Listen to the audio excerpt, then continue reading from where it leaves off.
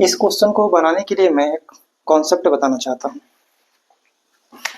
मान लेते हैं कोई फैन है, पंखा, वो उसको खरीदा गया, उसका जो क्रय मूल्य था उसको हम लोग कितने रुपए में खरीदे? 1000 रुपए में। ठीक, अगर हम लोग उसको 1000 रुपए में खरीदे हैं तो ये अपने आप में कितना परसेंट होगा? 100% होगा।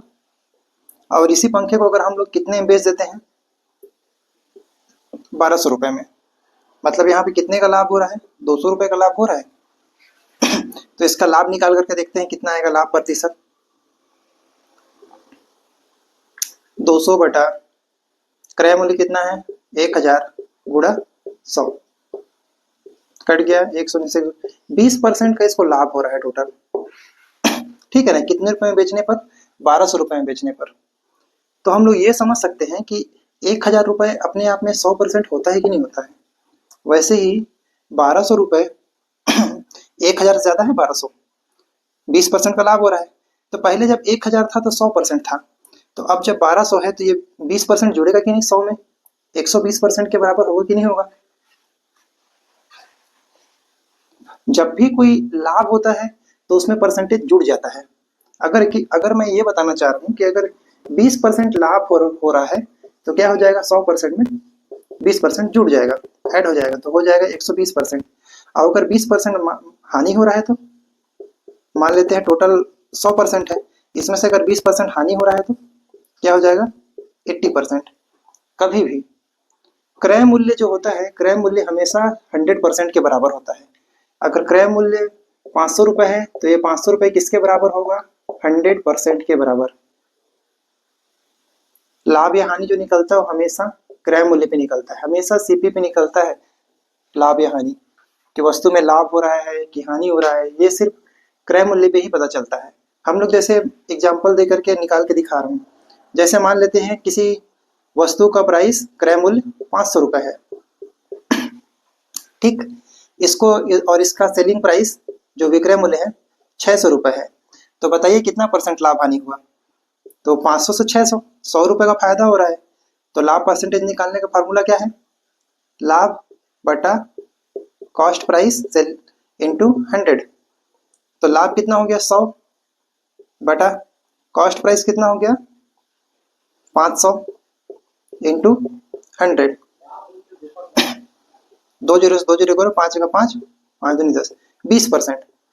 तो कोई वस्तु था उसको 500 था, 500 से उसको अगर 600 में बेच रहे हैं, 100 रुपए एक्स्ट्रा में बेच रहे हैं लाभ कमा के, तो उसको कितने कितने परसेंट फायदा हो रहा है? 20% का।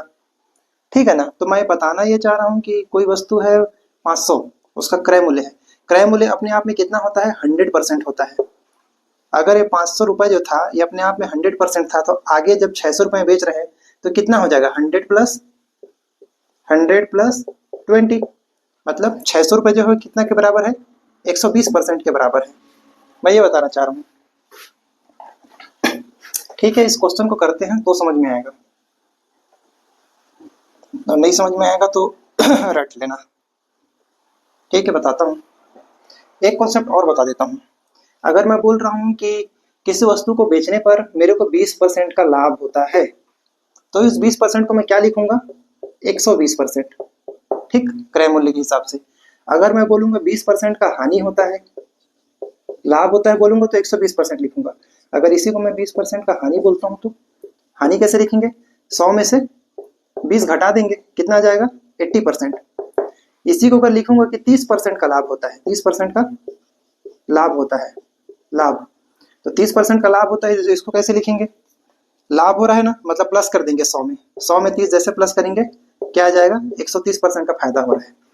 अगर इसी को बोलूंगा कि 30% का हानि हो रहा है, हानि, तो क्या बोलेंगे? 100 माइनस 30%। हानि मतलब घटा देना है 100 में से हमेशा, तो क्या हो जाएगा? 70%।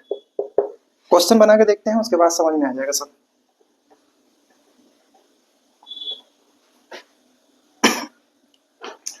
एक घोड़ा 50,000 रुपए में बेचने पर 25% का लाभ होता है। बोल रहा है कि कोई घोड़ा है बेचने पर ना, बेचने पर मतलब क्या है? विक्रय मूल्य। तो मैं क्या लिख लेता हूँ? विक्रय मूल्य बराबर कितना है? 50,000 रुपए। ठीक, बेचने पर 25% का लाभ होता है। लाभ कितना दिया है? 25%। मैं क्या बताया था कि अगर 25% का लाभ है तो क्या कर देंगे, 100 में 25 को जोड़ देंगे तो कितना हो जाएगा, 125%। ठीक है ना? तो मैं क्या लिख दूंगा डायरेक्ट, 125%। 125% का, ठीक है ना, 25% लाभ हो रहा है, मतलब क्रय मूल्य में 25% जुड़ जा रहा है, 25% का लाभ हो रहा है। अब ये जो 25% का जो लाभ हो रहा है यही तो विक्रय मूल्य है ना। तो 25% किसके बराबर है? 50,000 के बराबर। क्योंकि मैं बोलूंगा कि 125% का लाभ हो रहा है, या हम लोग किसी वस्तु को 125% में बेच रहे हैं या 50,000 रुपए में बेच रहे हैं, बात तो एक ही है। क्योंकि 25% का लाभ से बेचें या 50,000 रुपए में बेचें, बात तो सेम ही है। ठीक, 25% किसके बराबर हो गया, 50,000 के बराबर। तो 1% किसके कितने के बराबर होगा, 1% 50,000 बटा 125, इधर जाएगा तो पक्षांतर होगा तो नीचे आ जाएगा। ठीक, आप बोल रहे हैं यदि उसे 40% लाभ पर बेचा जाए, जब 1% का वैल्यू कितना आ गया, इतना, तो 40% का वैल्यू कितना होगा। मैं एक तो बताया था कि एक केला का रेट 10 रुपए है, तो 10 केला का रेट कितना हो जाएगा, 10 केला का रेट क्या हो जाएगा, 10 गुणा 10 मतलब बराबर 100 रुपये हो जाएगा। एक केला का रेट जब 10, जब भी हम लोग एक से ज्यादा में जाते हैं ना तो हमेशा गुणा करते हैं।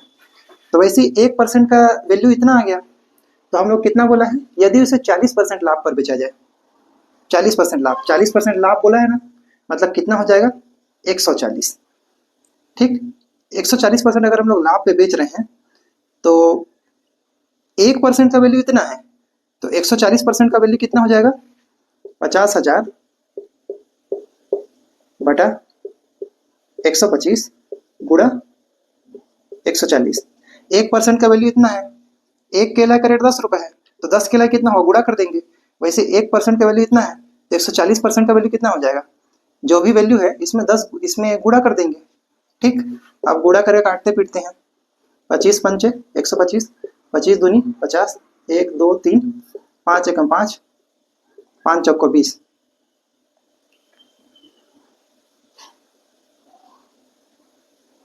400, 14 चौको 56, 1 2 3, 56,000। अगर इस घोड़े को हम लोग 140%, मतलब कि अगर हम लोग 140% के दाम में बेचते, तो हम लोग किसको 140% लगा करके बेचते, 140% मतलब 40% के लाभ पर बेचते, तो हम लोग को घोड़ा कितने बेचना पड़ता, हम लोग घोड़ा में कितना रुपए बिकता, 56,000 रुपए में। इसी टाइप का एक और क्वेश्चन बताऊंगा तो समझ में आ जाएगा। अब यहाँ पे जस्ट उसी का उल्टा दे दिया है क्वेश्चन, हानि का। दुकानदार ने एक पंखा 10% की हानि बेचा, क्या बताया था कि लाभ होगा तो हमेशा 100 में जोड़ देते हैं, हानि है तो घटा देंगे। तो 100 में से अगर मैं 10 घटा दूं तो क्या हो जाएगा, 90 हो जाएगा। तो ठीक है, 90%, 10% की हानि बेच रहे तो 90%। बोल रहा है कि 10% की हानि पर बेचा और उसे कितने रुपए में बेचना कि उससे 19% की हानि होती, यदि 10% की हानि पर विक्रय मूल्य 1200 रुपए है।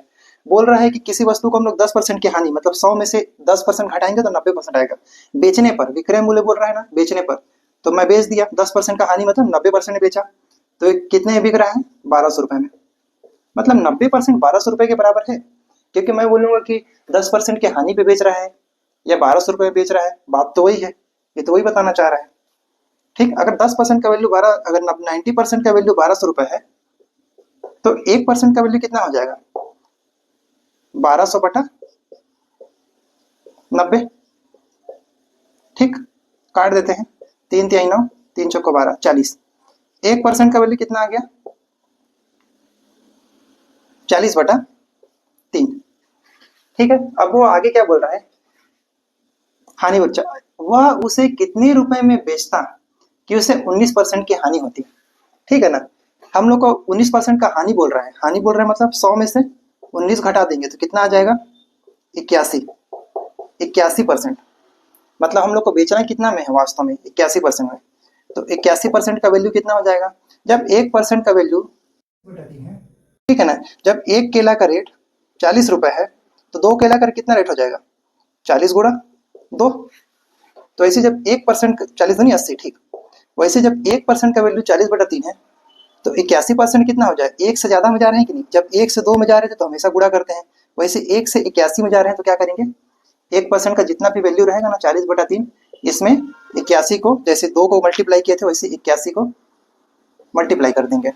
3 एकम 3, 3 दूनी 6, बच गया 2, 3 7 21, गुणा कर देते हैं, 0, 4 7 28 के 88, 2, 4 दूनी 8 2 10, 1080 रुपए।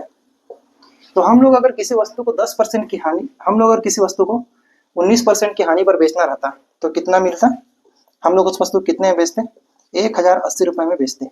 अगर हम लोग उस वस्तु को 1080 रुपए में बेचते तो हम लोग कितने का हानि हो जाता, 19% का हानि होता। नहीं समझ में आया हो तो फिर से समझाऊंगा नेक्स्ट क्लास में, अगला क्लास फिर से लूंगा 1-2 घंटे का, उसमें अच्छे से बताऊंगा। ये छोटा शॉर्ट वीडियो है बस ऐसी।